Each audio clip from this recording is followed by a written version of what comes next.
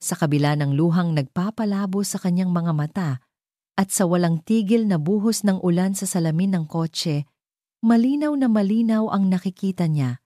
Doon, sa loob ng isang mamahaling restaurant na napapalibutan ng mga kumukutitap na ilaw, nakaupo ang kanyang asawa, si Marco. Ngunit hindi siya ang kasama nito. Isang babae na may eleganteng tindig at perpektong ngiti ang nasa harapan ni Marco. Magkahawak ang kanilang mga kamay sa ibabaw ng lamesa at pagkatapos, sa isang iglap na parang sinadyang maging mabagal para wasakin ang bawat piraso ng kanyang puso, inilapit ni Marco ang mukha nito sa babae at hinalikan ito. Isang halik na puno ng pagmamahal. Isang halik na dati ay para lamang sa kanya. Napahawak ng mahigpit si Amara sa manibela. Ang mga kuko niya'y bumaon sa malambot na katad. Huminga siya ng malalim. Ngunit ang pumasok sa kanyang baga ay hindi hangin, kundi ang bigat ng katotohanang gumuguho sa kanyang mundo. Ilang oras lang ang nakalipas. Ang mundong iyon ay perpekto. Ang bango ng paboritong kaldereta ni Marco ang sumalubong dito kanina pag-uwi. Pinaghandaan niya ang lahat. Ang kanilang ika-5 anibersaryo. Isang sorpresa. Inayos niya ang mesa para sa dalawa. Nilagyan ng kandila at ng paborito niyang bulaklak. Suot niya ang bestidang unang ibinigay ni Marco sa kanya. Ang lahat ay nakaplano para sa isang perpektong gabi. Ang bango naman niyan, mahal, sabi ni Marco pagpasok nito sa kusina sabay yakap mula sa likuran. Hinalikan nito ang kanyang balikat. Para saan ang lahat ng ito? Ngumiti si Amara. At lumingon para salubungin ang kanyang mga labi. Happy anniversary, mahal ko! Nakita niya ang bahagyang pagkagulat sa mga mata ni Marco, na mabilis ding napalitan ng isang pilit na ngiti. Anniversary. Oo nga pala. Sorry, mahal. Ang dami kasing nangyari sa company. Okay lang. Sagot niya, kahit may kaunting kirot. Kaya nga ako naghanda ng sorpresa para makabawi ka. Ngunit umiling si Marco. May problema, mahal. Tumawag ang isang importanteng kliyente. Kailangan ko siyang puntahan ngayon din. Urgent daw. Nawala ang ngiti ni Amara. Ngayon na? Pero, paano itong hinanda ko? Bukas na lang, mahal, promise. Babawi ako ng triple, sabi ni Marco at mabilis siyang hinalikan sa noo. Nagmamadali itong umakyat sa kanilang silid para magbihis. Sinundan niya ito ng tingin. Ang pagkadismaya ay unti-unting lumalamon sa kanya. Pagbaba ni Marco, suot na nito ang isang mamahaling polo at ang formal nitong sapatos. Amoy na amoy niya ang pabango nito. Pabango para sa isang urgent client meeting. Aalis na ako, mahal. Huwag mo na akong hintayin, sabi nito. At lumabas na ng pinto bago pa man siya makasagot. Naiwan si Amara sa gitna ng sala. Katabi ang isang perpektong hapunan para sa dalawa na ngayon ay kakainin na lang niyang mag-isa. Napabuntong hininga na lang siya at sinimulang ayusin ang mga plato nang may marinig siyang mahinang tunog. Isang ping, nagmula ito sa couch. Naiwan ni Marco ang kanyang cellphone. Kinuha niya ito. Balak sanang itago na lang, ngunit umilaw ang screen. Isang notifikasyon. Nanginginig ang kamay ni Amara nang i-unlock niya ang screen. Hindi naman niya ugaling pakialaman ang gamit ng asawa, pero may kung anong nag-udyok sa kanya ngayon. Isang pangalan, Isabel, at isang mensahe, I can't wait to see you tonight. Wear the watch I gave you. Paulit-ulit na binasa ni Amara ang mga salita. Ang bawat letra ay parang maliliit na karayom na tumutusok sa kanyang mga mata. Isabel. Ang pangalan ay pamilyar. Isang kasosyo sa negosyo ni Marco na ilang beses na nitong nabanggit at ang relo. Napatingin si Amara sa wrist ni Marco kanina. May suot nga itong bagong relo, isang mamahaling relo na hindi siya ang nagbigay. Biglang nanlamig ang buong katawan ni Amara. Ang paghinga niya ay naging mababaw. Hindi maaari. Ngunit may isa pang mensahe sa ilalim.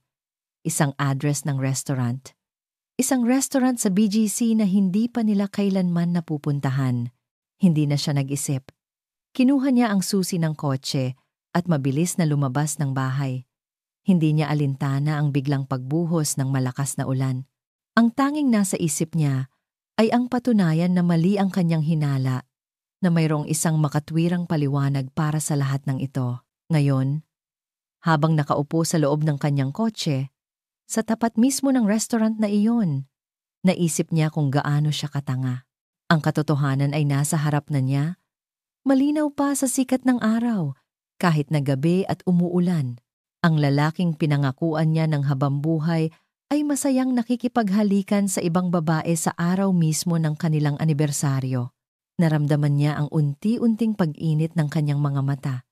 Isang butil ng luha ang pumatak sa kanyang kamay, sinundan pa ng isa at isa pa, hanggang sa hindi na niya mapigilan ang pag-agos nito. Ang bawat patak ay may dalang sakit, pagtataksil, at pangarap na nawasak, para siyang nasasakal. Kailangan niya ng hangin. Kailangan niyang makaalis doon. Ngunit bago pa man niya maikot ang susi, biglang nag-ring ang kanyang cellphone. Isang hindi rehistradong numero. Sa una, ayaw niyang sagutin. Wala siyang lakas para makipag-usap kahit kanino, pero mapilit ang pag-ring. Sa huli, sinagot niya ito. "Hello?" Sabi niya. Ang boses ay basag at nanginginig. "Good evening. Is this Mrs. Amara Reyes?" Isang masiglang boses ng babae ang sumagot. "Yes." "Speaking." Pilit niyang pinatatag ang kanyang boses. "Ma'am, tumatawag po ako mula sa St. Therese Medical Clinic. Regarding po sa result ng test ninyo kaninang umaga." Biglang kumabog ang dibdib ni Amara. Ang resulta. Sa sobrang pagkaabala sa paghahanda para sa anibersaryo, tuluyan na niyang nakalimutan ano ang resulta. Tanong niya, halos pabulong. Narinig niya ang mahinang kaluskos ng papel sa kabilang linya na sinundan ng pinakamasayang balita na maaari niyang matanggap sa buong buhay niya na dumating sa pinakamalungkot na sandali. "Congratulations, Ma'am Amara. Your pregnancy test came back positive." Napahinto ang paghinga ni Amara. Buntis siya. Magkakaroon na sila ng anak ni Marco. Ang pangarap na matagal na nilang hinihintay. Napatingin siyang muli sa restaurant. Nakita niya si Marco na masayang tumatawa kasama si Isabel. Walang kamalay-malay sa mundong ginigiba nito sa labas. Hinawakan ni Amara ang kanyang tiyan. Sa ilalim ng palad niya, isang buhay ang nagsisimula. Isang buhay na bunga ng pagmamahal na ngayon ay pinagtataksilan. Ang luha ng pighati ay napalitan ng luha ng kawalan. Ang sorpresa na inihanda niya para kay Marco ay naging isang bangungot. At ang sorpresa na inihanda ng tadhana para sa kanya ay isang biyayang nakabalot sa trahedya. Nakatitig siya sa kawalan. Ang telepono ay nasa kanyang tainga pa rin. Ang ulan ay patuloy sa pagbuhos. Ngayon, ano na ang gagawin niya? Hindi alam ni Amara kung paano siya nakauwi. Ang biyahe mula BGC pabalik sa kanilang bahay sa Alabang ay isang malabong alaala na parabang ibang tao ang nagmamaneho habang ang kaluluwa niya ay naiwan sa ilalim ng ulan, basag at manhid. Pagpasok niya sa bahay, sinalubong siya ng katahimikan at ng malamig na amoy ng kalderetang niluto niya. Ang mga kandilang inihanda niya sa mesa ay nanatiling hindi sindido. Ang 2 plato, ang 2 kopita ng alak, lahat ay isang malungkot na paalala ng isang selebrasyon na hindi kailanman nangyari. Hindi na siya umiyak. Ang pumalit sa mga luha ay isang malamig na pakiramdam na gumapang sa buo niyang katawan. Naupo siya sa dilim ng kanilang sala, sa paboritong upuan ni Marco, at naghintay. Ang bawat tiktak ng orasan sa dingding ay parang martilyong pumupukpok sa kanyang sentido. 1 oras, 2 oras. Hindi niya alam. Ang oras ay nawalan na ng kabuluhan. Maya-maya, narinig niya ang tunog ng sasakyan ni Marco sa garahe. Bumukas ang pinto. "Mahal, gising ka pa pala." Masiglang bati ni Marco na tila walang anumang nangyari. Basa ang buhok nito dahil sa ulan. Hindi sumagot si Amara. Nanatili siyang nakaupo sa dilim. Binuksan ni Marco ang ilaw sa sala at doon nakita niya ang asawa. Ang mukha ni Amara ay walang emosyon. Ang mga mata niya ay nakatitig sa kawalan. Ang hapagkainan ay naroon pa rin, isang testamento sa gabing sinira niya. "Amara, may problema ba?" tanong ni Marco. Ang boses niya ay may bahid na ng kaba. Dahan-dahan itong lumapit. Bakit? Bakit hindi ka pa kumakain?" Sa wakas, gumalaw si Amara. Dahan-dahan siyang tumayo. Walang salitang lumapit siya sa coffee table. Mula sa kanyang bulsa, kinuha niya ang cellphone ni Marco at ang bagong relo na suot nito kanina, nahulog siguro sa kotse. Sa pagmamadali at marahang ipinatong sa ibabaw ng lamesang salamin. Ang tunog ng paglapat ng metal at salamin sa isa't isa ay umalingaw-ngaw sa nakabibinging katahimikan. Napatingin si Marco sa mga gamit at pagkatapos ay sa mukha ni Amara. Biglang namutla ang kanyang mukha. Nawala ang lahat ng kulay. Ang pagkukunwari ay natunaw na parang yelo. Amara, taong magpapaliwanag ako." Nauutal niyang sabi. Sa unang pagkakataon, nagsalita si Amara. Ang boses niya ay kalmado, ngunit may talim. "Para saan pa?" Hindi yon ang iniisip mo. Kliyente ko lang siya. May pinag-usapan lang kami. Isang kliyente na kailangan mong halikan?" Putol ni Amara. At sa wakas ay tumingin siya ng diretso sa mga mata ni Marco. Nakita niya ang gulat at pagkatakot sa mga mata nito. Walang pagsisinungaling ang makakatakas sa mga matang iyon. "Nakita mo kami?" Halos pabulong na tanong ni Marco. Hindi sumagot si Amara. Ang kanyang katahimikan ay isang malakas na oo. "Amara, patawarin mo ako," sabi ni Marco. Lumapit ito at sinubukang hawakan ang kanyang mga kamay. Ngunit mabilis na umiwas si Amara, na para bang ang pagdampi nito ay isang apoy na makakapaso sa kanya. "Patawad?" Mahinang ulit ni Amara. "Ganoon lang kadali iyon, Marco. Pagkatapos ng 5 taon, sa mismong anibersaryo natin, nagkamali ako. Okay? Aminado ako." Tumaas na ang boses ni Marco. Puno ng desperasyon. "Pero isang pagkakamali lang yon, Amara. Walang kahulugan yon. Napilitan lang ako dahil sa pressure sa trabaho sa lahat." Napangiti si Amara. Isang ngiting walang bahid ng saya. Isang ngiting mapait. Pressure? O baka naman dahil mas maganda siya? Mas matalino? Mas mayaman? "Hindi totoo yan! Mahal kita, Amara! Ikaw ang mahal ko!" Sigaw ni Marco. Lumuhod ito sa kanyang harapan. Isang imahe ng lubos na pagsisisi. Hinawakan nito ang laylayan ng kanyang damit. "Please, huwag mong gawin to. Huwag mong sirain ang pamilya natin dahil lang sa isang pagkakamali." Tumingin si Amara sa lalaking nakaluhod sa kanyang paanan. Ang lalaking minahal niya nang higit pa sa kanyang sarili. Ang lalaking pinag-alayan niya ng kanyang mga pangarap. Ngunit ang nakikita niya ngayon ay hindi isang nagsisising asawa. Ang nakikita niya ay isang duwag na naghahanap ng dahilan. Ang salitang pamilya ay tumagos sa kanyang puso. Hinawakan niya ang kanyang tiyan. Ang pamilyang sinisira niya raw. Ang pamilyang hindi pa nga nito alam na nagsisimula ng mabuo.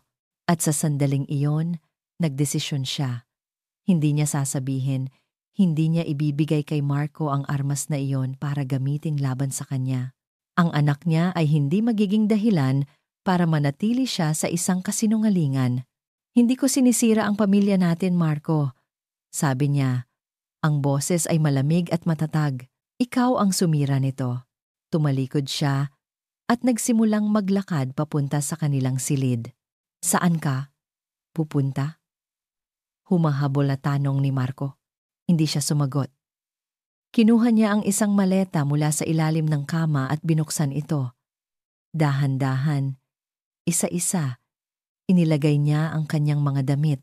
Hindi ang mga magagarang bestida na binili ni Marco, kundi ang mga simpleng damit niya, ang mga librong paborito niya, ang mga bagay na pag-aari niya bago pa siya naging si Amara Reyes.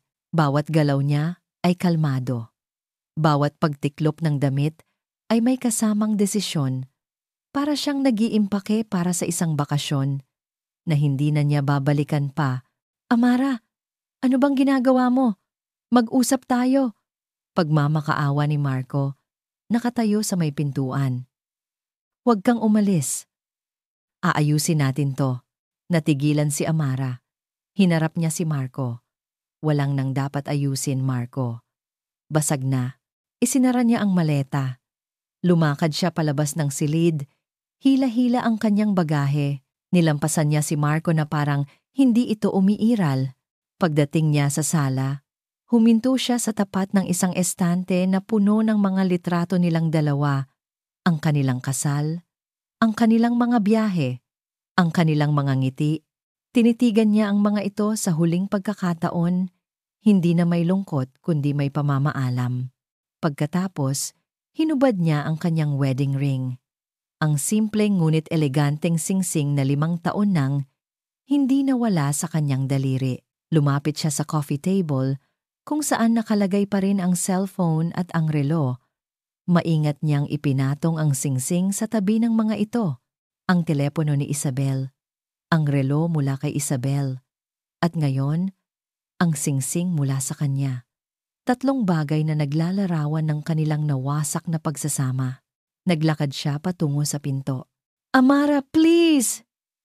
Desperadong sigaw ni Marco mula sa likuran. Huwag mo akong iwan! Mahal na mahal kita! Huminto si Amara sa tapat ng pinto. Ang kamay niya ay nasa doorknob na. Saglit siyang napapikit. Isang huling pagkakataon para lumingon. Isang huling pagkakataon para magbago ng isip. Ngunit ang nakita niya sa kanyang isipan ay hindi ang mukha ni Marco na nagmamakaawa, kundi ang imahe ni Marco na masayang humahalik sa ibang babae. At sapat na iyon. Hindi siya lumingon. Pinihit niya ang doorknob, binuksan ang pinto, at humakbang palabas sa malamig na gabi. Isinara niya ang pinto sa kanyang likuran. Ang malakas na pagbagsak nito ay umalingaw-ngaw sa buong kabahayan. Isang tunog na hindi lang nagsasara ng pinto, kundi isang tunog ng pagtatapos. Ang tanging lugar na naisip ni Amara na puntahan ay ang apartment ni Leah, ang matalik niyang kaibigan mula pa noong kolehiyo, ang nag-iisang tao sa mundo, bukod kay Marco, na nakakaalam ng lahat ng kanyang sikreto. Iyon ang akala niya. 2:00 na ng madaling araw, nang marating niya ang gusali. Nanginginig ang kanyang mga kamay habang pinipindot ang intercom. Ilang sandali lang, isang inaantok na boses ang sumagot. Hello? Sino to? Leah. Si Amara to, sabi niya. At sa pagbanggit pa lang ng pangalan ng kaibigan, naramdaman niyang muling namumuo ang mga luha sa kanyang mga mata. Isang sandali ng katahimikan na sinundan ng tunog ng pagmamadali. Oh my God, Amara! Pataas na ako ng pinto! Hindi na nagtanong si Leah. Pagbukas pa lang ng pinto at makita ang itsura ni Amara ang dala nitong maleta. Sa yakap na iyon, gumuho ang lahat ng natitirang lakas ni Amara. Humagulgol siya sa balikat ng kaibigan. Ang sakit na kanina pa niya kinikimkim ay sa wakas ay bumuhos na parang sirang dam. Walang sinabi si Leah. Hinayaan niya lang si Amara na umiyak. Hinaplos niya ang likod nito. Ibinubulong ang mga salitang, "Nandito lang ako. Okay lang yan. Nandito lang ako." Dinala siya ni Leah sa guest room, isang maliit pero malinis na silid. Inabutan siya nito ng malinis na damit at isang baso ng maligamgam na tubig. Magpahinga ka muna, Amara. Huwag mo munang isipin ang lahat. Bukas na tayo mag-usap, mahinang sabi ni Leah. Tumango lang si Amara. Walang lakas para magsalita. Nang gabing iyon, sa unang pagkakataon sa loob ng 5 taon, natulog si Amara sa isang kama na hindi katabi si Marco. At kahit gaano kasakit, iyon din ang unang gabi na naramdaman niyang nagsisimula siyang huminga ulit. Kinabukasan, sinubukan ni Leah na pasayahin siya. Nagluto ito ng paborito nilang almusal, nagpatugtog ng mga luma nilang kanta, at kinuwento ang mga nakakatawang nangyari sa opisina nito. Pinilit ni Amara na ngumiti. Ngunit ang bigat sa kanyang dibdib ay hindi pa rin nawawala. Alam mo, kailangan natin ng kape. Yung masarap na kape, biglang sabi ni Leah. Hindi itong instant coffee ko. Labas tayo. Kahit saglit lang, para makalanghap ka naman ng ibang hangin. Umiling si Amara. Wala ako sa mood, Leah. Kahit ayaw mo. Pilit ni Leah, sabay hila sa kanyang kamay. Hindi pwedeng magkulong ka lang dito. Hindi ako papayag na kainin ka ng lungkot. Tara na, nagpatangay na lang si Amara. Dinala siya ni Leah sa isang maliit na coffee shop na hindi gaanong matao. Umupo sila sa isang sulok, malayo sa ibang mga customer. Habang si Leah ang umu-order sa counter, naiwan si Amara na nakatingin lang sa labas ng bintana. Pinapanood niya ang mga taong naglalakad, bawat isa ay may sariling mundo, may sariling problema. Ganoon na rin pala siya ngayon. Isa na siya sa kanila. Eto na ang kape natin. Masayang sabi ni Leah pagbalik. Ngunit sa pag-upo nito, aksidenteng natabig ni Amara ang kanyang siko. Natapon ang mainit na kape sa braso ng isang lalaking papadaan sa kanilang lamesa. Ay, sorry, sabay na sabi ni Amara at Leah. Naku sir, pasensya na po. Mabilis na sabi ni Amara habang kumukuha ng tissue. Okay lang po ba kayo? It's okay, miss. Hindi naman masyadong mainit, sabi ng lalaki. At nang mag-angat ng tingin si Amara para humingi ulit ng paumanhin, natigilan siya. Ang mukha ng lalaki ay pamilyar. Ang matangos nitong ilong, ang mga matang bahagyang singkit, ang ngiti na, Amara? Sabi ng lalaki, may pagtataka sa kanyang boses. Amara Santos, ikaw nga ba yan? Napako si Amara sa kanyang kinauupuan. Ang pagbanggit sa kanyang pangalan noong dalaga pa siya ay nagbalik sa kanya sa isang panahong matagal nang nakalipas. Rafael?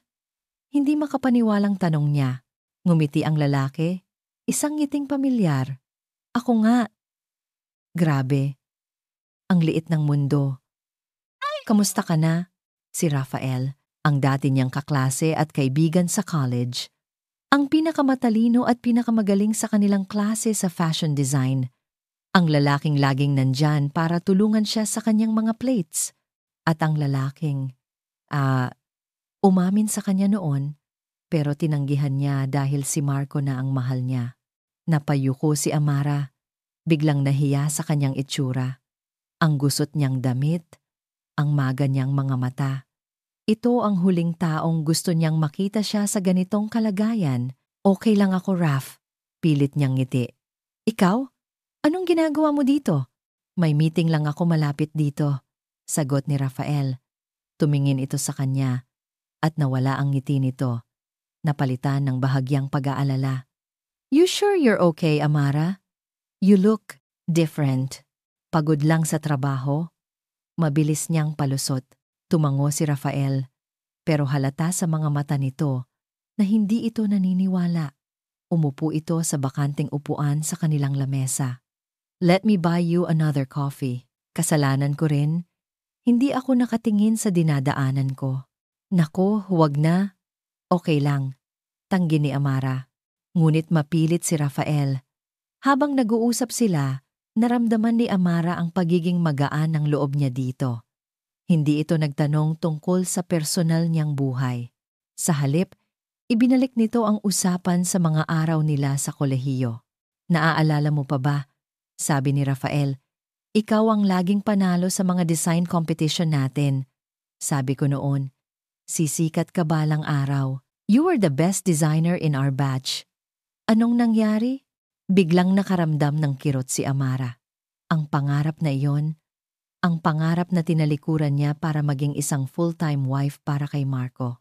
Nag-asawa ako. Simpleng sagot niya. At sa unang pagkakataon, naramdaman niya ang pait sa mga salitang iyon. Tumango ulit si Rafael, puno ng pag-unawa ang kanyang mga mata. I see. Nagkaroon ng ilang segundong katahimikan.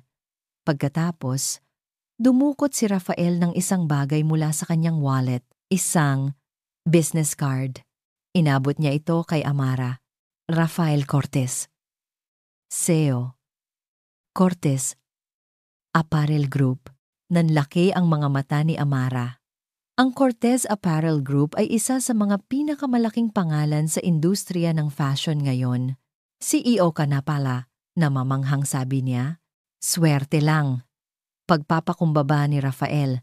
Pero hindi yan ang dahilan kung bakit ko yan binibigay sa'yo.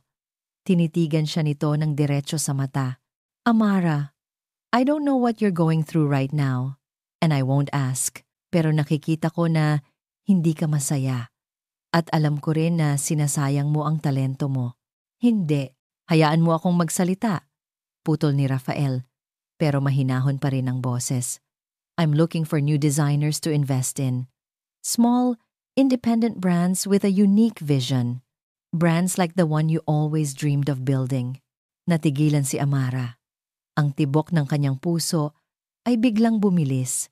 Kung sakali lang, pagpapatuloy ni Rafael, kung sakaling maisipan mong balikan ang dati mong pangarap, tawagan mo ako. Walang pressure. Just an offer from an old friend who still believes in your talent. Tumayo na si Rafael. Sige, kailangan ko nang umalis. It was nice seeing you again, Amara. Ngumiti ito kay Leah at pagkatapos ay umalis na.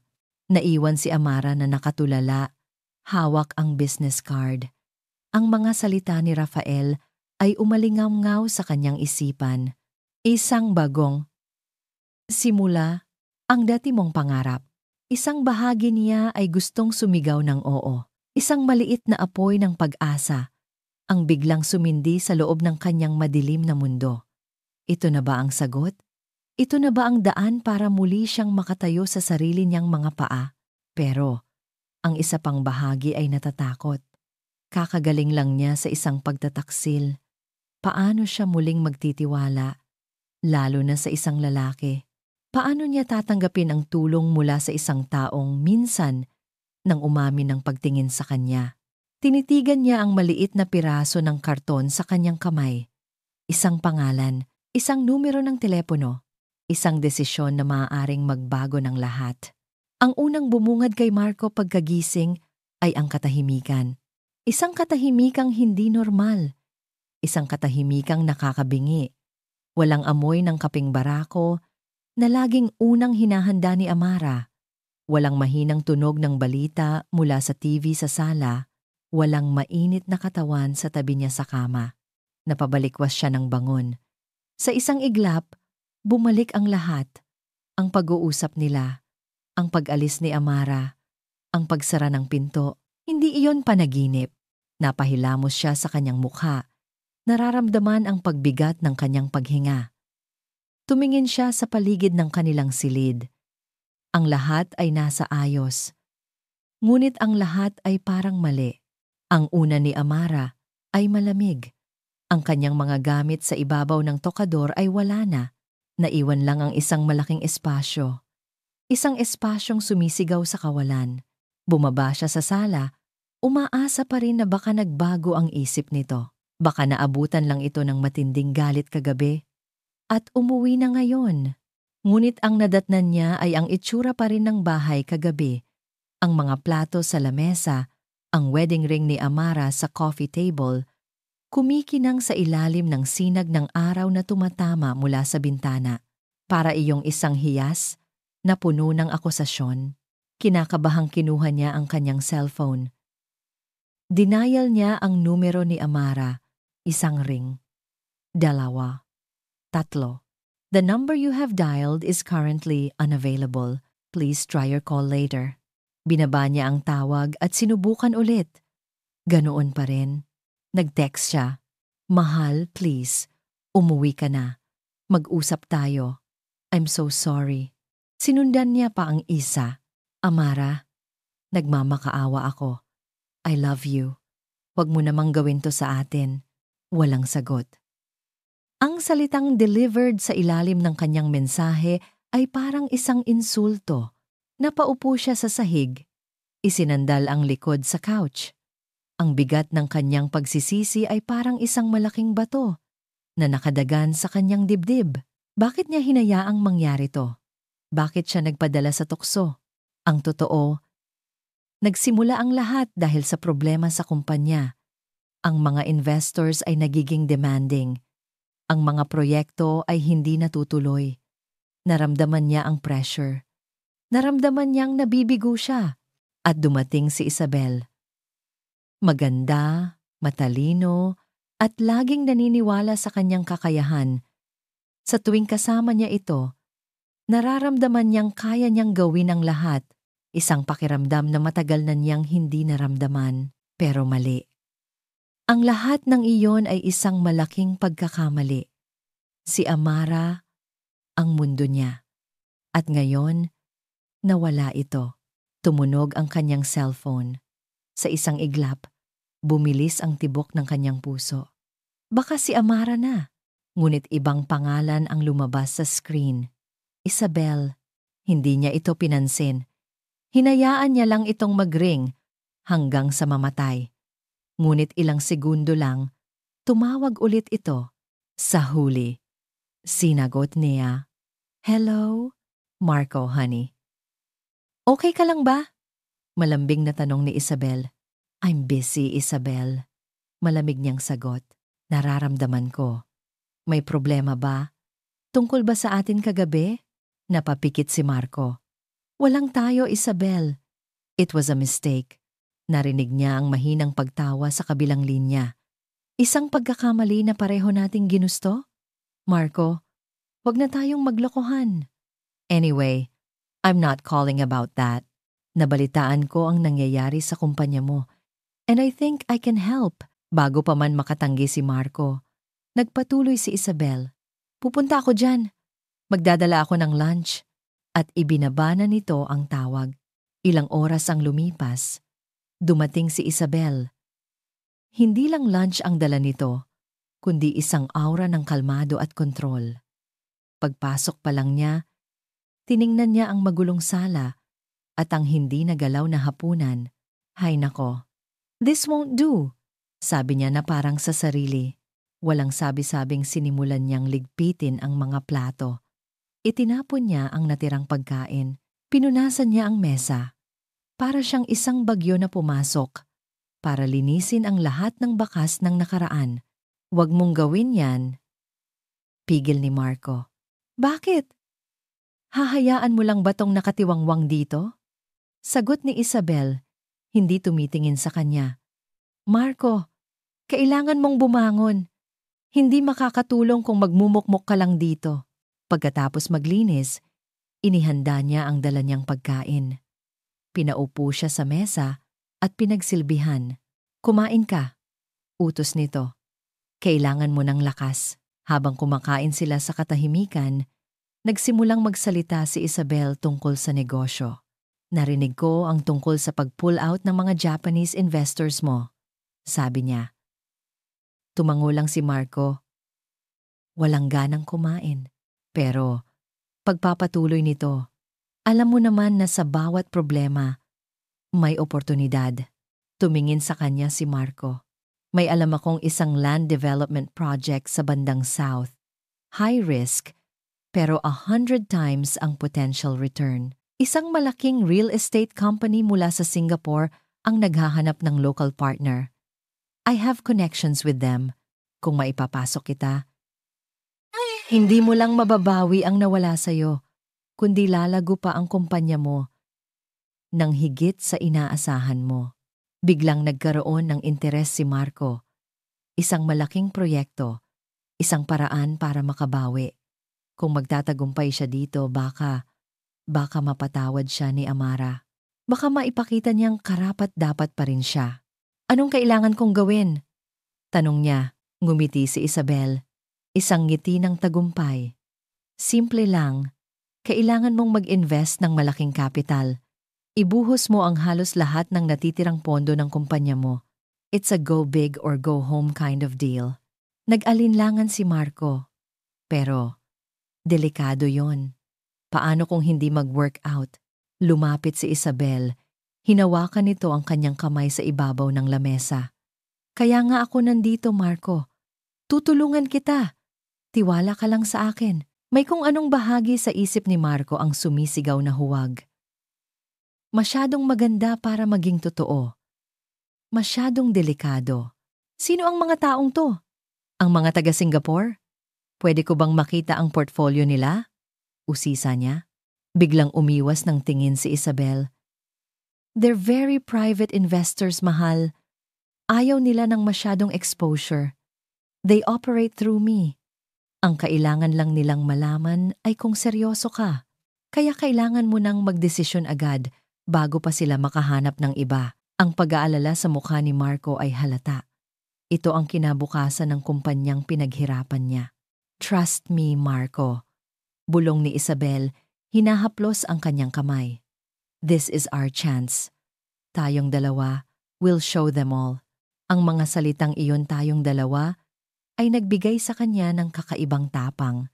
Sa loob ng 2 araw, habang patuloy na hindi matawagan si Amara, habang ang bahay ay nanatiling walang buhay, ang ideya ni Isabel ang naging tanging liwanag na nakikita niya, kaya ginawa niya. Nagpatawag siya ng emergency board meeting. Ginamit niya ang lahat ng kanyang kapangyarihan para kumbinsihin ang board. Inilipat niya ang pondo. Isinugal niya ang lahat sa isang proyektong ni hindi niya kilala ang mga kasosyo. Isang hapon, habang pinipirmahan ang mga huling dokumento sa kanyang opisina, tumunog ang kanyang telepono. Si Mr. Velasco, ang pinakamalaki at pinakamatagal na nilang stockholder. Mr. Velasco, sir, napatawag po kayo. Masiglang bati ni Marco. Gustong ibalita ang tungkol sa bago niyang proyekto. Marco, I'll be direct. Sabi ng matanda sa kabilang linya, ang boses ay malamig at walang emosyon. Nakarating sa akin ang tungkol sa bago mong pinasok na investment. I've had my people look into it. It's a shell corporation with no track record. Nanlamig ang buong katawan ni Marco. Sir? Hindi na mahalaga kung sino ang nagsabi sa'yo, putol ni Mr. Velasco. Ang mahalaga ay isinugal mo ang pera ng kumpanya. I'm sorry, Marco, but my family has decided. We are pulling out all our investments. Effective immediately. Click. Namatay ang linya. Nabitawan ni Marco ang telepono. Nahulog ito sa sahig na may malakas na kalabog. Ang kumpanya, ang pinaghirapan niya, ang lahat. Nakatitig siya sa kawalan. Ang mga salita ni Mr. Velasco ay umuulit-ulit sa kanyang isipan. Ngayon, hindi lang ang asawa niya ang nawala sa kanya, pati na rin ang kanyang kinabukasan. Ang huling modelo ay lumabas na sa entablado, suot ang pinakapaboritong disenyo ni Amara, isang eleganteng evening gown na kulay ng hating gabi, na tila binudburan ng mga bituin.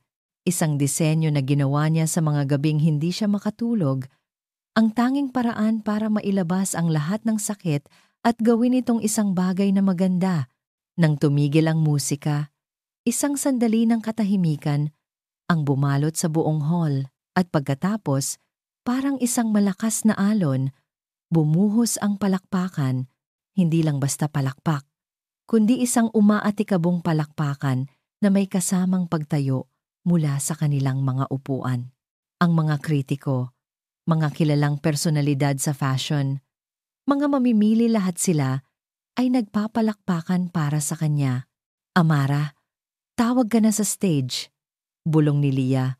Mula sa backstage, tinutulak siya ng bahagya. Parang nananaginip si Amara. Nanginginig ang kanyang mga tuhod habang humahakbang siya palabas sa maliwanag na entablado. Ang mga ilaw ay nakakasilaw. Ang mga palakpak ay nakakabingi. Nakita niya ang daan-daang mukha na nakatingin sa kanya. Lahat ay may paghanga. At sa gitna ng mga iyon, nakita niya si Rafael. Nakatayo ito. Hindi pumapalakpak, ngunit may isang malawak na ngiti sa kanyang mga labi. Isang ngiting nagsasabing, "Sinabi ko sa'yo." Isang ngiti ang kusang gumuhit sa kanyang mga labi. Isang totoong ngiti na matagal nang hindi niya naramdaman. Itinaas niya ang kanyang kamay at kumaway. Ang palakpakan ay lalo pang lumakas. Sa sandaling iyon, hindi siya si Amara Reyes, ang asawang pinagtaksilan. Siya, si Amara Santos, ang taga-disenyo, ang manlilikha. At sa unang pagkakataon sa loob ng napakatagal na panahon, naramdaman niya ulit ang kanyang halaga. "Grabe ka, Bes! Ang galing-galing mo!" Paulit-ulit na sabi ni Lia habang pauwi na sila. Sakay sa kotse ni Rafael.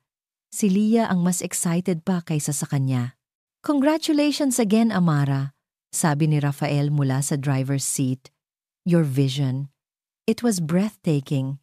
Everyone was talking about it." "Salamat, Raf," mahinang sagot ni Amara. Nakatingin sa mga ilaw ng syudad na kanilang dinadaanan. "Hindi ko magagawa to kung hindi dahil sa'yo. I just opened the door." "You walked through it on your own," sabi ni Rafael. "You deserve all the success." Isang komportableng katahimikan ang namayani sa pagitan nilang tatlo. Habang nagmamaneho si Rafael, naramdaman ni Amara ang isang kakaibang kapanatagan. Sa loob ng ilang linggong paghahanda para sa launch, si Rafael ay naging isang constant na presensya. Hindi bilang manliligaw, kundi bilang isang kaibigan at mentor. Palagi siyang nandyan para magbigay ng payo, para i-check kung okay lang siya, para siguraduhin kumakain siya sa tamang oras, para sa kapakanan niya. Hindi pa rin niya sinasabi kahit kanino ang tungkol sa kanyang pagbubuntis. Ito ang kanyang sikreto, ang kanyang lakas. Pagdating nila sa tapat ng apartment building ni Lia, pinatay ni Rafael ang makina. "Thank you sa paghatid, Raf," sabi ni Amara. "My pleasure," sagot nito. Humarap ito sa kanya at sa malamlam na ilaw mula sa labas, nakita niya ang sinseridad sa mga mata nito. Dahan-dahan, itinaas nito ang kanyang kamay at marahang hinawakan ang kanyang balikat. "Get some rest, Amara. This is just the beginning." Ang pagdampi ng kamay nito ay nagdulot ng isang kakaibang kuryente sa kanya. Hindi ito tulad ng mga hawak ni Marco na puno ng pagnanasa. Ito ay isang hawak na puno ng respeto at pag-aalaga. Isang pakiramdam na ligtas. Sa isang iglap, naramdaman niya ang isang kislap, isang maliit na kilig, at kasabay noon, isang maliit na kirot ng konsensya. Masyado pa bang maaga? Ngumiti lang siya at tumango. "Salamat ulit. Ingat ka sa pag-uwi." Bumaba na sila ni Lia sa kotse. Habang paakyat sila sa elevator, hindi maalis ang ngiti sa mga labi ni Amara. Pakiramdam niya ay lumulutang siya. "Hoy, anong ngiti yan?" Tukso ni Lia. "Type mo si Sir Rafael, no?" "Ano ka ba?" "Hindi tanggi ni Amara, pero namula ang kanyang mga pisngi. Pagbukas nila ng pinto ng apartment, nagulat si Lia. "Nakalimutan kong i-lock? Hayaan mo na, pagod lang yan," sabi ni Amara, at nauna nang pumasok. Ang liwanag mula sa sala ay nakabukas, at sa sofa, sino? Bago pa matapos ni Amara ang kanyang sasabihin, tumakbo si Lia papasok. Ang mukha ay puno ng pag-aalala. "Anong ginagawa mo dito?" Napatayo ang bisita at nakita ni Amara kung sino ito. Si Marco. Mukha itong pagod at mas matanda ng ilang taon. Ang dating kumpiyansa sa kanyang mga mata ay napalitan ng desperasyon. Amara. sabi nito. Ang boses ay paos. Marco, umalis ka na, mariing sabi ni Leah. Humaharang sa pagitan nilang dalawa, ngunit hindi siya pinansin ni Marco. Ang mga mata nito ay nakatutok lang kay Amara. Nakita ko ang show mo online. Ang galing mo. I'm so proud of you. Hindi sumagot si Amara. Ang lahat ng sayang naramdaman niya kanina ay unti-unting naglalaho na parang usok. Amara, please. Bumalik ka na sa akin. Nagkamali ako. Isang malaking pagkakamali.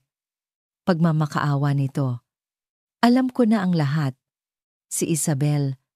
Niloko niya ako. Pati sa negosyo. Nagsisisi na ako. Maniwala ka? Huli na ang lahat, Marco. Malamig na sagot ni Amara. Hindi! Hindi pa huli ang lahat. Giit ni Marco. Kaya kong ayusin to. Kaya nating ayusin to. Para sa pamilya natin. Teka. Putol ni Leah. Ang boses niya ay nanginginig. Kinuha niya ang kanyang cellphone mula sa bulsa. Ang kaninang pag-aalala sa kanyang mukha ay napalitan ng galit at awa. May kailangan kang makita, Amara. Leah, huwag ngayon. Saway ni Amara. Hindi, kailangan mo tong makita ngayon. Pilit ni Leah at iniabot ang cellphone sa kanya. Nag-aatubiling tiningnan ni Amara ang screen. Isang social media post. Mula kay Isabel, isang litrato. Si Isabel at si Marco, magkayakap at masayang nakangiti. Ang litratong iyon ay tila kuha ilang linggo na ang nakalipas. Noong mga panahong masaya pa sila, ngunit hindi ang litrato ang nagpatigil sa paghinga ni Amara, kundi ang caption sa ilalim nito. Sometimes, the greatest blessings come from the most unexpected moments. Our little family.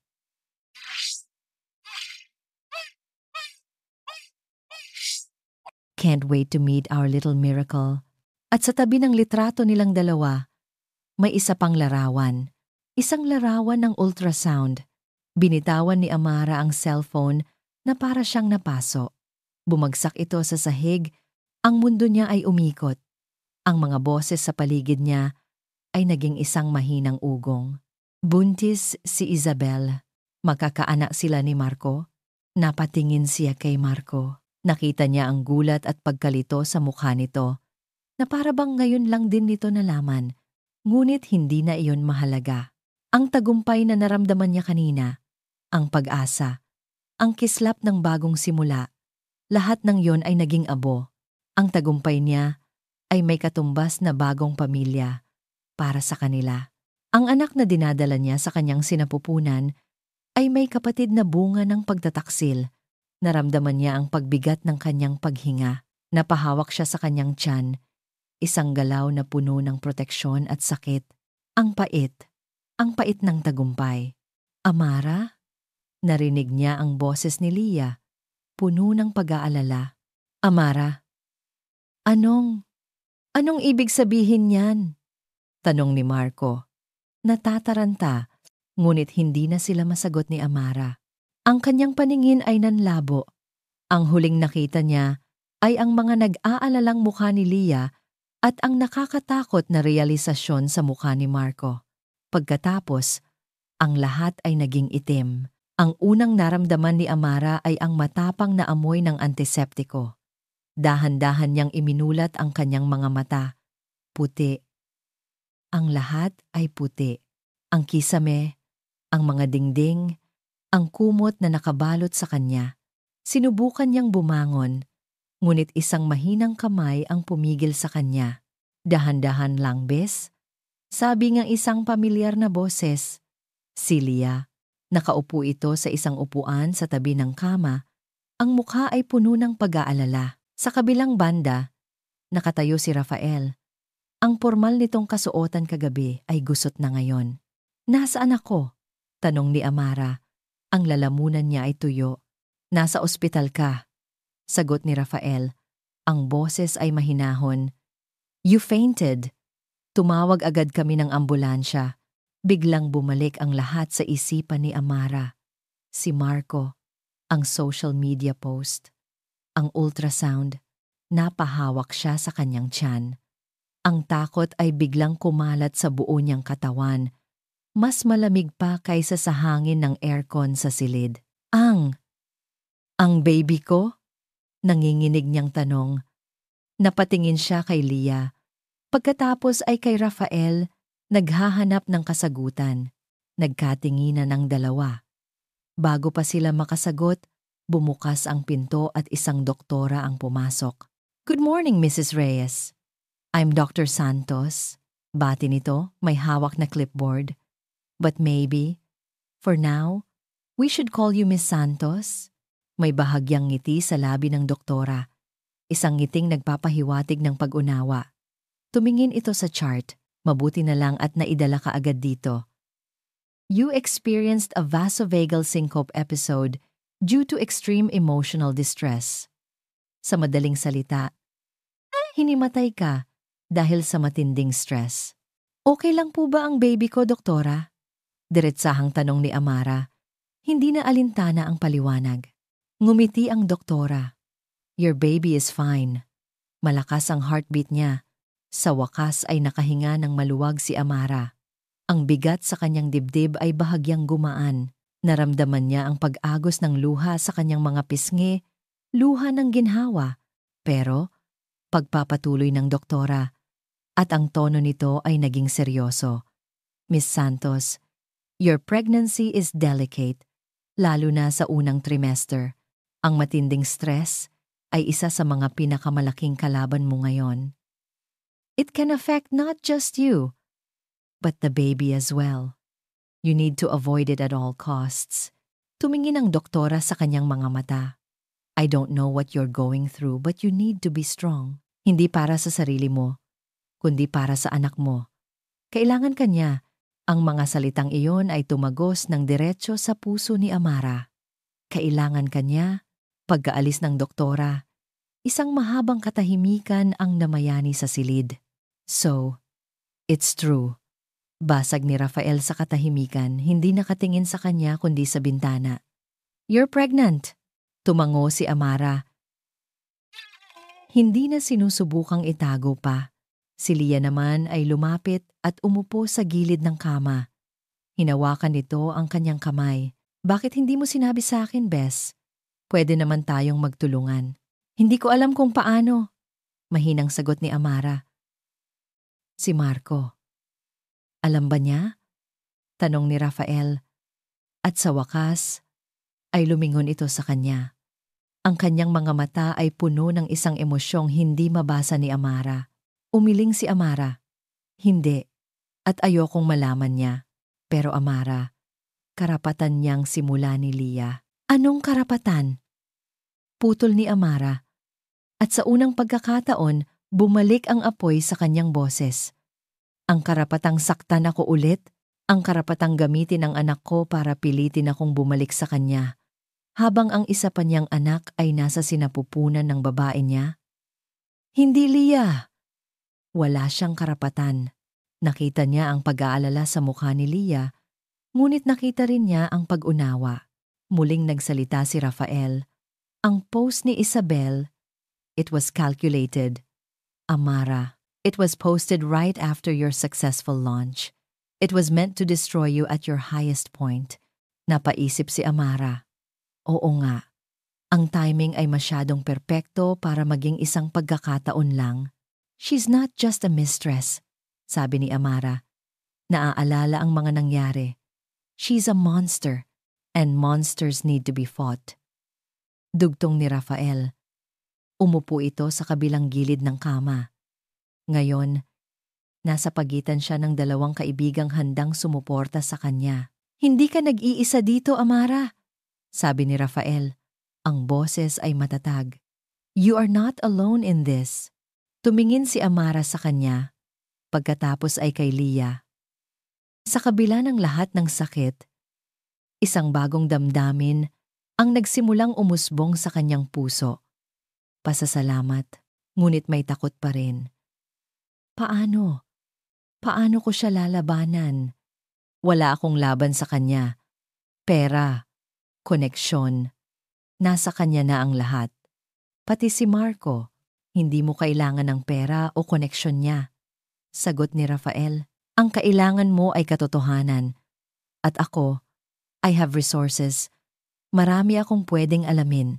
At ako, sabi ni Leah, pinipisil ang kanyang kamay. Nandito ako sa tabi mo. Kahit anong mangyari, tayong dalawa ang bubuo ng pamilya para sa baby mo. Kung kinakailangan. Tumingin si Amara sa ultrasound picture na nasa bedside table na kinuha siguro ng mga nurse mula sa kanyang bag. Isang maliit na tuldok. Isang maliit na tuldok na ngayon ay ang sentro na ng kanyang buong mundo. Naalala niya ang sinabi ng doktora. Kailangan kanya. Biglang nagbago ang lahat sa isip ni Amara. Ang laban na ito ay hindi na tungkol sa pag-ibig na nawala o sa asawang nagtaksil. Hindi na ito tungkol sa paghihiganti. Ito ay tungkol sa pagprotekta. Ito ay tungkol sa isang ina na gagawin ang lahat para sa kanyang anak. Pinunasan niya ang kanyang mga luha, ang kanyang mga mata, na kanina lang ay puno ng kawalan ng pag-asa, ay nagkaroon ng bagong determinasyon. Tumingin siya kay Rafael. Isang tingin na puno ng desisyon. Tulungan mo akong alamin ang lahat tungkol kay Isabel. Sabi niya, ang boses ay matatag at walang bahid ng pag-aalinlangan. Lahat-lahat. Sa silid ng ospital na iyon, sa gitna ng abo ng kanyang nasirang buhay, isang mandirigma ang muling isinilang.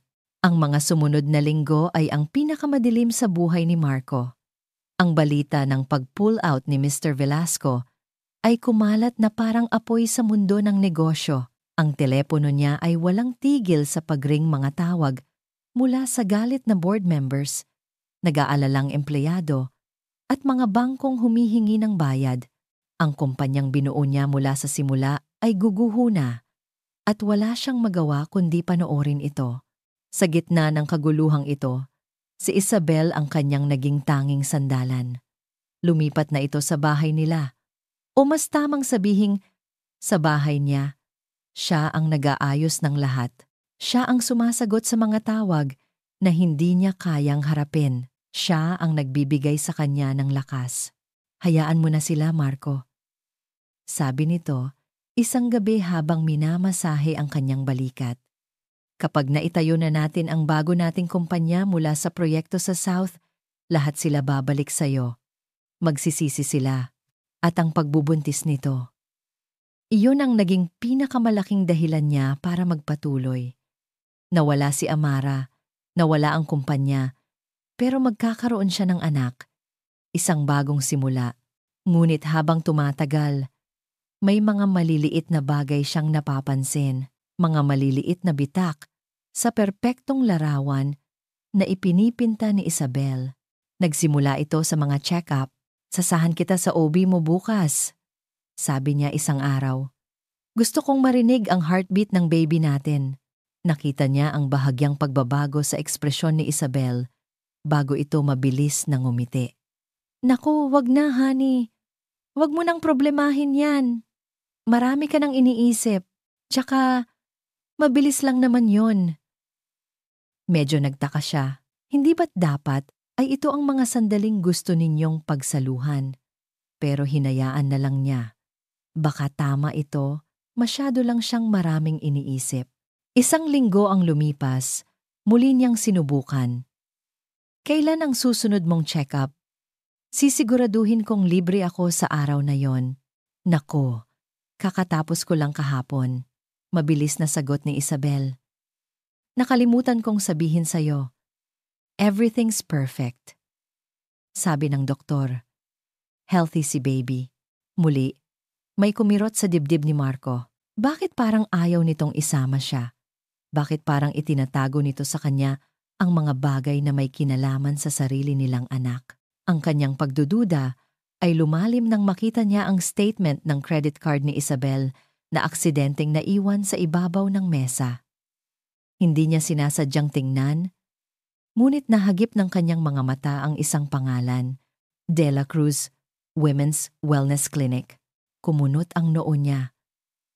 Ang alam niya, ang OB-GYN nito ay nasa isang malaking ospital sa Makati. Iyon ang sinabi nito sa kanya. Bakit may binayaran itong malaking halaga sa isang maliit na klinika na hindi niya pamilyar?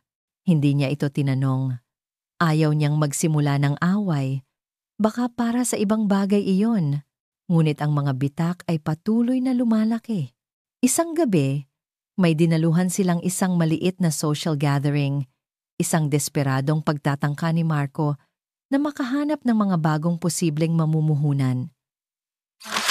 Nag-aalok ang isang waiter ng champagne. No. Thank you. She's pregnant. Mabilis na sabi ni Marco. Bahagyang inilalayo ang baso mula kay Isabel. Ngunit bago niya pa iyon masabi, nakita niya ang isang bagay na nagpatigil sa kanyang paghinga.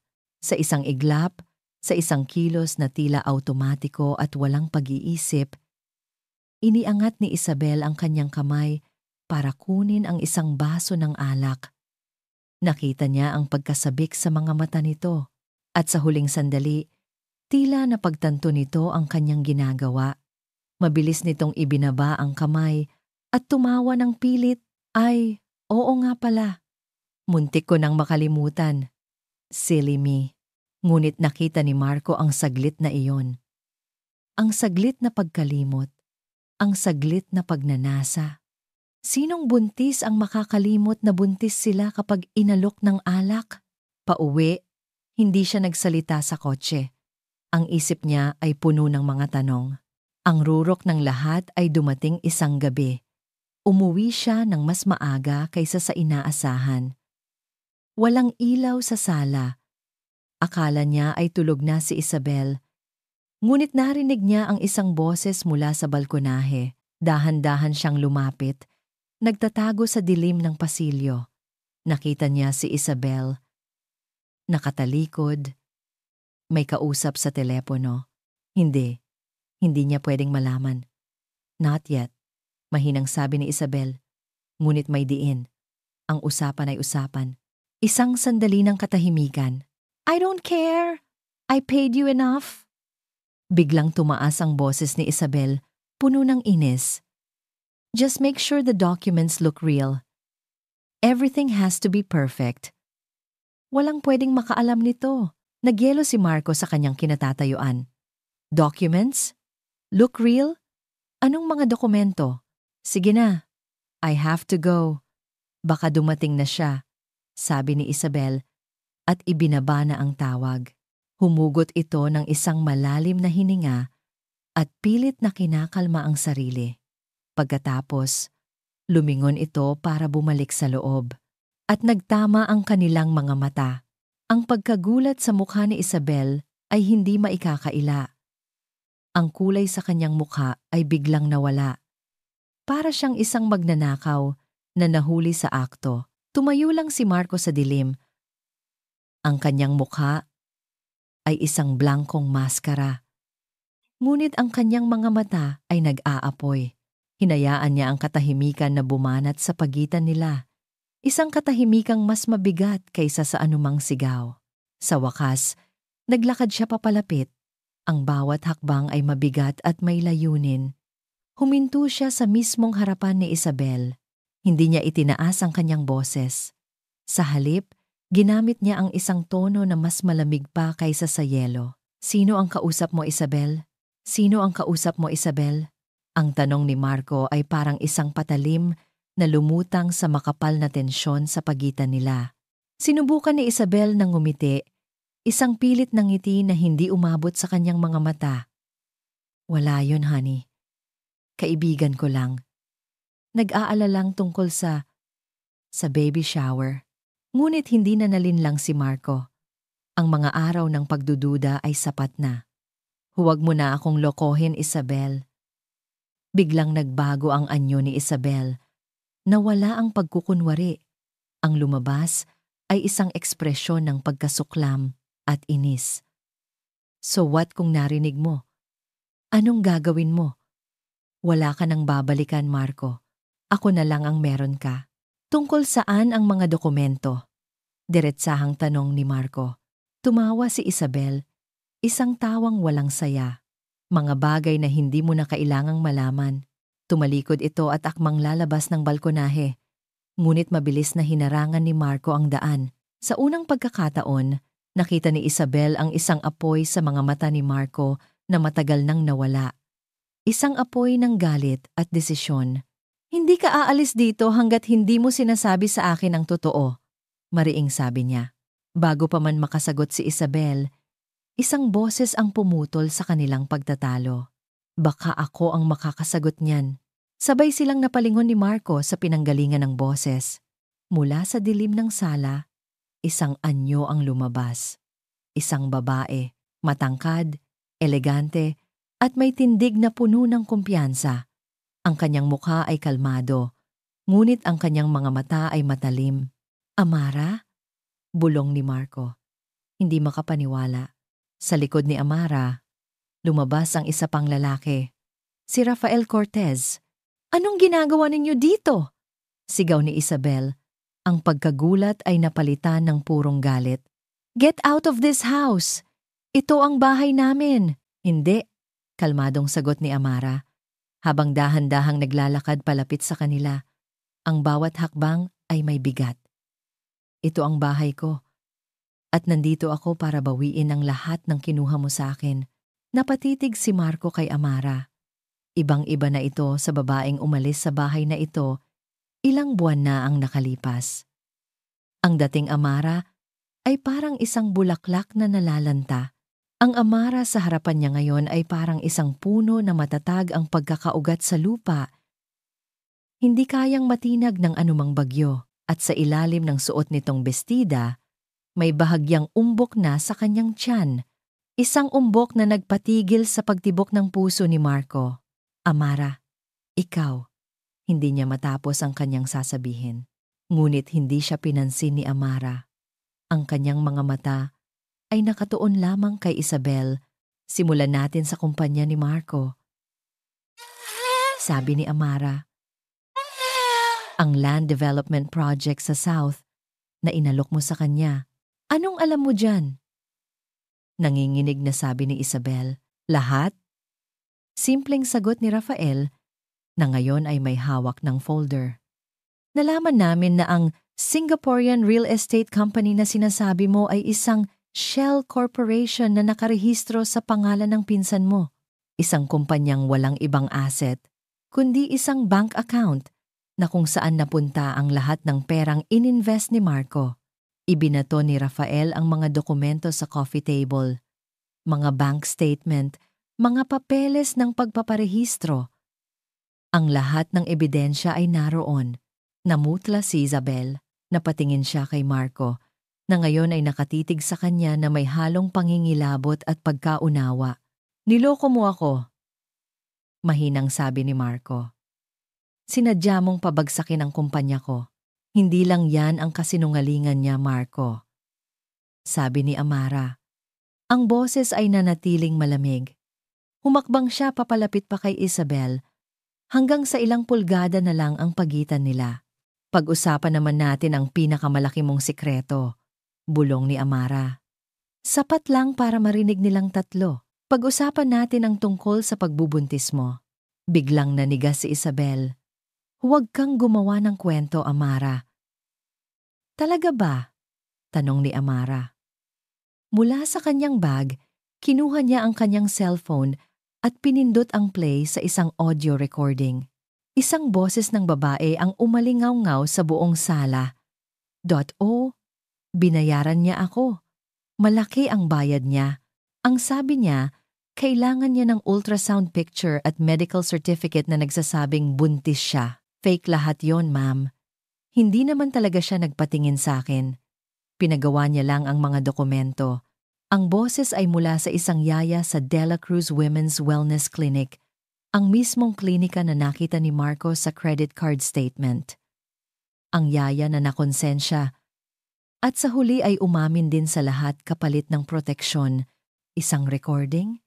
Madali lang yang pekein. Depensa ni Isabel, ngunit ang panginginig sa kanyang boses ay hindi na maitago. Kung ganoon, hamon ni Amara, Pumunta tayo sa ospital ngayon din. Magpa-check up ka. Sa harap naming lahat, napaurong si Isabel. Ang kanyang mga mata ay puno ng takot. Napatingin siya kay Marco, naghahanap ng tulong. Ngunit ang nakita niya sa mukha ni Marco ay hindi awa, kundi ang dulo ng lahat, ang katotohanan. Hindi ka buntis, sabi ni Marco. Ang boses ay basag. Kailanman ay hindi ka naging buntis. Lahat ng ito ay isang malaking kasinungalingan. Sa wakas, bumigay si Isabel. Ang maskara ng pagiging sopistikada ay tuluyang gumuho.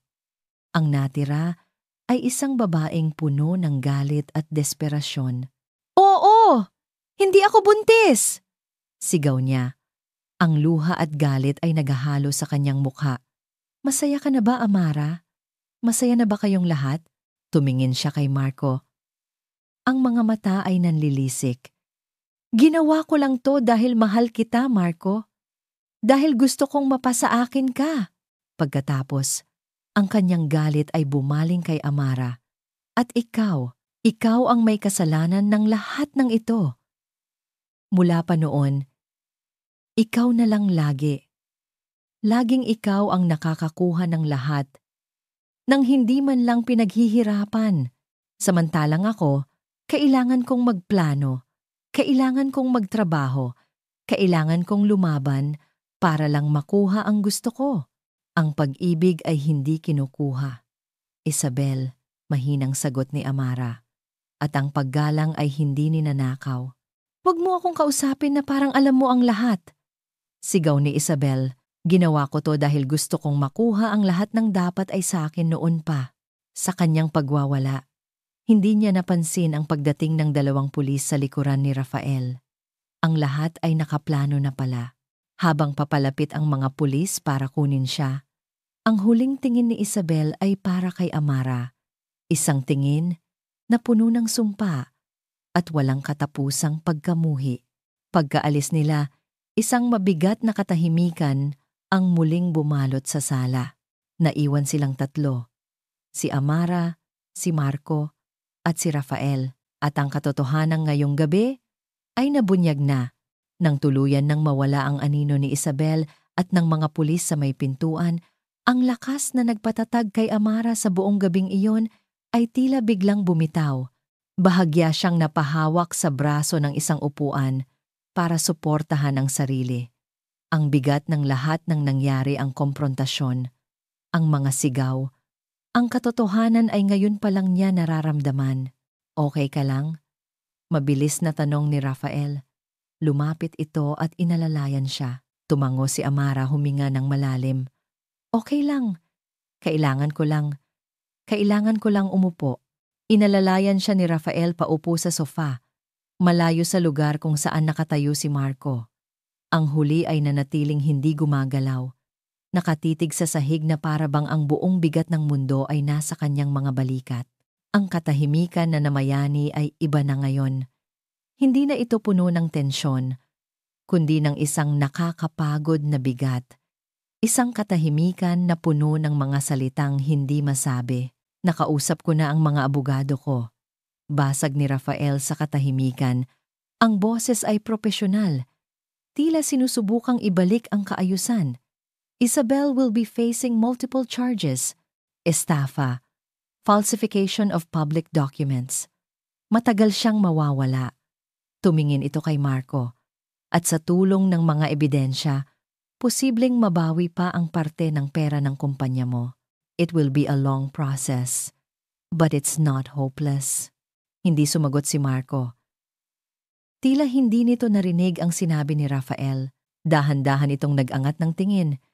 Hindi kay Rafael, kundi kay Amara. Ang mga mata nito ay puno ng isang emosyong hindi pa kailanman nakita ni Amara.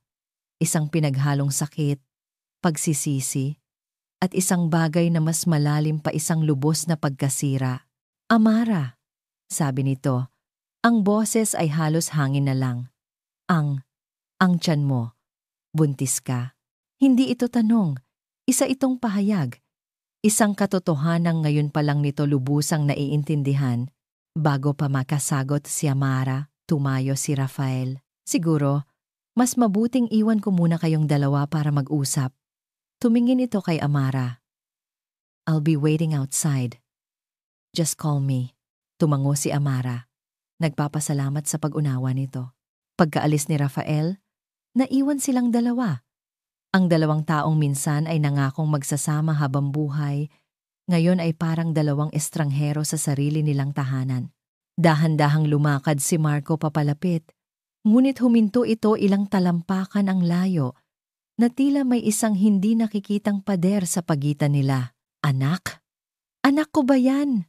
Tanong niya. Ang boses ay nanginginig. Tinitigan siya ni Amara ng diretso sa mata.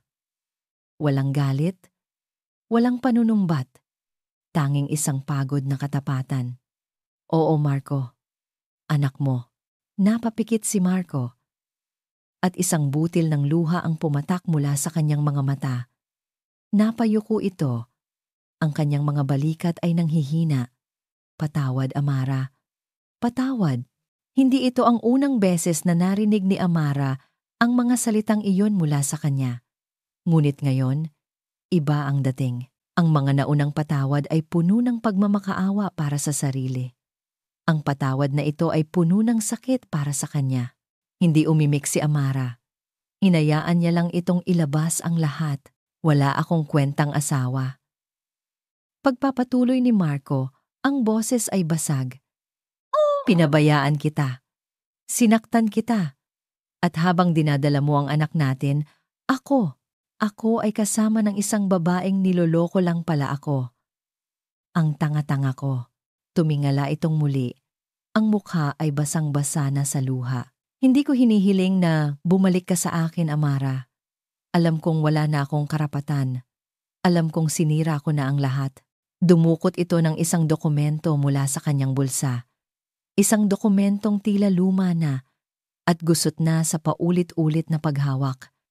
Inilapag niya ito sa mesa. Bago pa ang lahat ng to. Sabi niya, bago ko pa nalaman ang tungkol sa panloloko ni Isabel sa negosyo, nagpunta na ako sa abogado. Pinirmahan ko na to. Isang trust fund para sa'yo at sa magiging anak natin. Halos lahat ng natitirang personal na ari-arian ko, inilagay ko dyan. Hindi ito bayad sa lahat ng kasalanan ko. Pero ito lang ang paraan na alam ko. Para masigurong magiging maayos kayo, tinitigan ni Amara ang dokumento. Pagkatapos ay tumingin muli kay Marco. Sa unang pagkakataon, nakita niya ang lalaking minahal niya noon. Ang lalaking nawala sa gitna ng ambisyon at kahinaan. Isang lalaking nagkamali ng malaki. Ngunit ngayon ay handang harapin ang kahihinatnan nito. Hihilingin ko lang na sana, sabi ni Marco. Ang boses ay halos pabulong na. Sana, hayaan mo akong maging ama sa anak natin. Kahit yun na lang. Kahit sa malayo. Gusto ko lang makilala niya ako. Gusto kong malaman niyang nagsisisi ang tatay niya. Ang puso ni Amara ay naguluhan. Ang galit na matagal niyang kinimkim ay unti-unti nang nawawala. Ang napalit ay isang malalim na awa. Ngunit ang awa ba ay sapat na? Naalala niya ang sinabi ng doktora. Kailangan mong maging malakas para sa anak mo. Ang pagiging malakas ba ay nangangahulugang pagputol ng lahat ng ugnayan sa nakaraan? O ang pagiging malakas ay ang pagkakaroon ng kakayahang magpatawad, hindi para sa ibang tao, kundi para sa sariling kapayapaan at para sa kapakanan ng isang batang walang kasalanan? Tumayo si Amara. Naglakad siya patungo sa pinto. Saan ka pupunta? Mabilis na tanong ni Marco. May takot sa kanyang boses. Huminto si Amara at lumingon. Kailangan kong mag-isip, Marco. Sabi niya. Ang boses ay mahinahon ngunit may bigat. Hindi ko pa kayang ibigay ang sagot ngayon. Lumabas siya ng pinto at nakita niya si Rafael na naghihintay, nakasandal sa kotse nito. Ang ilaw mula sa poste ay nagbigay ng anino sa mukha nito. Okay ka na? Tanong ni Rafael. Tumango si Amara. Nakita ni Rafael ang pag-alis ni Marco sa kabilang direksyon, isang aninong malungkot na naglalakad palayo sa gabi. Anong desisyon mo? Tanong ni Rafael. Hindi bilang isang taong may interes, kundi bilang isang kaibigang nag-aalala, tumingin si Amara sa papalayong anyo ni Marco. Pagkatapos ay sa maaliwalas na mukha ni Rafael na laging nagbibigay sa kanya ng kapanatagan. Sa isang banda ay ang nakaraang puno ng sakit, ngunit may bahid ng pagsisisi. Sa kabilang banda ay ang hinaharap na puno ng pag-asa, at sa gitna ng lahat, nandoon siya. At ang buhay sa loob niya na siyang magdidikta ng kanyang magiging desisyon. Hindi siya sumagot. Isang malalim na buntong hininga lang ang kanyang pinakawalan, habang nakatingin sa kalangitan na unti-unti nang nagliliwanag, hudyat ng isang bagong umaga. Ang unang iyak ng sanggol ay ang pinakamagandang musikang narinig ni Amara sa buong buhay niya. Pagkatapos ng ilang oras na paghihirap, sa wakas, inilapag ng NAR sa kanyang dibdib ang isang maliit na nilalang mapula, lukot ang mukha, at sumisigaw ng buong lakas, ang kanyang anak na lalaki.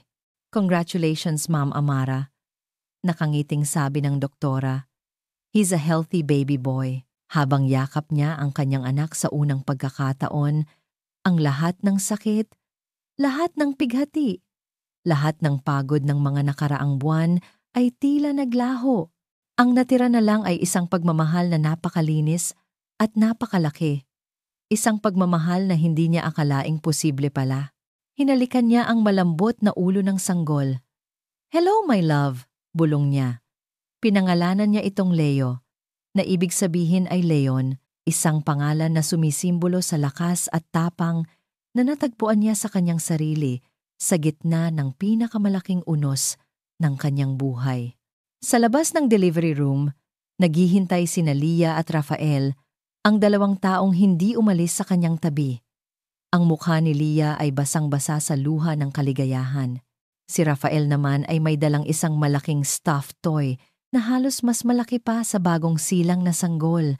Sila ang naging pamilya niya. 1 taon ang lumipas. Ang hapon ay payapa sa isang parke sa Alabang. Ang sinag ng araw ay ginintuan, at ang hangin ay may dalang amoy ng bagong tabas na damo. "Come to mommy, Leo!" Masayang tawag ni Amara, isang maliit na batang lalaki na may bilugang mga pisngi at maningning na mga mata ang tumatawa habang sinusubukang humakbang papalapit sa kanya. Sa bawat dalawang hakbang, natutumba ito sa malambot na damuhan, ngunit muling bumabangon na may kasamang tawa. Masaya si Amara. Isang kaligayahang payapa at buo ang kanyang clothing line. Ang Amara Santos ay isa na sa mga pinakakinikilalang bagong brand sa bansa. Ang kanyang mga disenyo ay sumasalamin sa kanyang kwento, mga damit na elegante, matatag, at nagdiriwang sa lakas ng isang babae. Hindi na siya nakatira sa apartment ni Lia. Nakabili na siya ng sarili niyang maliit na bahay, sapat lang para sa kanilang dalawa ni Leo. Isang tahanang puno ng liwanag, tawa, at mga laruan. Sa di kalayuan, isang lalaki ang tahimik na nakaupo sa isang bench, pinapanood sila. Si Marco. Tinupad ni Amara ang kanyang desisyon. Hindi sila nagkabalikan. Ang basag na tiwala ay hindi na kayang buuin pa tulad ng dati. Ngunit hindi rin niya ipinagkait kay Leo ang karapatang magkaroon ng ama. Binigyan niya si Marco ng pagkakataon. Isang pagkakataong may hangganan at may respeto. Tuwing Sabado ng hapon, pinapayagan niya itong bisitahin si Leo dito sa parke. Walang pilitan, walang drama. 2 magulang na sinusubukang gawin ang tama para sa kanilang anak. Nagbago na si Marco. Ang dating arogansya ay napalitan ng kapakumbabaan. Pagkatapos bumagsak ng kanyang kumpanya, nagsimula siyang muli mula sa ibaba. Nagtatrabaho ngayon bilang manager sa isang mas maliit na kumpanya. Ngunit sa kabila ng pagbagsak sa karera, may bagong kinang sa kanyang mga mata sa tuwing nakikita niya si Leo. Tumayo si Marco at dahan-dahang lumapit. May dala itong isang maliit na laruang kotse. "Hi, champ!" bati niya kay Leo. Kinuha ng bata ang laruan at masayang pinaglaruan ito. "Kamusta ka, Amara?" Tanong ni Marco. Ang tingin ay nasa bata. Okay lang kami. Sagot ni Amara. Ikaw? Okay na rin. Unti-unti, sabi ni Marco, nagkaroon ng isang komportableng katahimikan sa pagitan nila. Hindi na ito ang katahimikang puno ng tensyon, kundi isang katahimikang may kasamang pagtanggap. Salamat, Amara. Biglang sabi ni Marco. Salamat sa pagkakataong ito. Ngumiti lang si Amara, isang ngiting nagsasabing naiintindihan niya. Maya-maya, isa pang lalaki ang dumating. May dalang 2 baso ng fruit shake. Traffic ba? Tanong ni Amara kay Rafael. Medyo, sagot ni Rafael, sabay abot ng isang baso kay Amara. Tumango ito kay Marco bilang pagbati. Hi Marco, Raf. Simpleng bati pabalik ni Marco. Walang tensyon sa pagitan nilang dalawa. Tanging respeto. Si Rafael ay nanatili sa buhay ni Amara, hindi bilang isang manliligaw na mapilit, kundi bilang isang kaibigang hindi nagbago. Ang kanilang relasyon ay isang bagay na dahan-dahang namumuo. Walang pangalan, walang pressure. Isang pagkakaibigang maaaring humantong sa mas malalim pa, ngunit hindi nila minamadali. Ang mahalaga, nandyan siya. Umupo si Rafael sa damuhan sa tabi ni Amara. Sabay nilang pinanood si Leo na ngayon ay masayang naglalaro kasama si Marco. Ang eksena ay isang larawan ng isang modernong pamilya, hindi perpekto, hindi tradisyonal, ngunit totoo. Puno ng mga sugat, ngunit puno rin ng paghilom. Tumingin si Amara sa kanyang anak na tumatawa, sa amang nagsisisi at bumabawi, at sa kaibigang laging nasa tabi niya. Napuno ng pasasalamat ang kanyang puso. Ang daan patungo dito ay hindi naging madali. Ngunit sa dulo ng lahat, natagpuan niya ang isang kaligayahang hindi nakasalalay sa ibang tao, kundi sa kanyang sarili. Isang kaligayahang siya mismo, ang lumikha. Habang papalubog ang araw, ipinatong ni Amara ang kanyang ulo sa balikat ni Rafael, hindi dahil sa kahinaan, kundi dahil sa kapanatagan. Pinanood niya ang kanyang anak, ang kanyang munting leon, at isang realisasyon ang pumuno sa kanyang isipan. Hindi lahat ng nasirang bagay ay kailangang buuin ulit tulad ng dati. Minsan, kailangan lang hayaan ang mga piraso na maging isang bagong bagay, mas matatag, mas totoo. At sa paglubog ng araw, alam ni Amara na ang bukas na naghihintay para sa kanila ay mas maliwanag kaysa sa lahat ng kahapon. At dito nagtatapos ang makulay na paglalakbay ni na Amara, Marco, at ng kanilang munting si Leo. Mula sa kaibuturan ng aming puso, maraming salamat sa inyo, mga minamahal naming tagapakinig. Salamat sa pagsama at pagsubaybay sa bawat kabanata ng kanilang kwento. Ang pagsulat sa istorya ni Amara ay isang paglalakbay din para sa amin. Isang paglalakbay na puno ng sakit, luha, ngunit higit sa lahat, puno ng pag-asa. Sa pamamagitan ng kanyang kwento, nais naming iparating na ang tunay na pag-ibig ay hindi tungkol sa pagiging perpekto. Ito ay tungkol sa kakayahang magpatawad, sa kakayahang maghilom, at sa pag-unawang hindi lahat ng nasira ay kailangang ibalik sa dati para muling maging buo. At higit sa lahat, ang kwentong ito ay isang pagpupugay sa katatagan ng bawat babae, ang kakayahang bumangon mula sa pagkadapa, hanapin ang sariling halaga, at lumikha ng sariling kaligayahan. Ano ang pinakapaborito ninyong eksena? Anong aral ang inyong napulot mula sa kwento ni Amara? Inaanyayahan namin kayong ibahagi ang inyong mga saloobin sa comment section sa ibaba. Nais naming marinig ang tinig ng inyong mga puso. Hanggang sa muli nating pagkikita sa susunod na kwento. Muli, maraming salamat at laging tatandaan, ang bawat puso ay may kwentong nakahandang pakinggan. Nagmamahal, Kwentong Puso TV.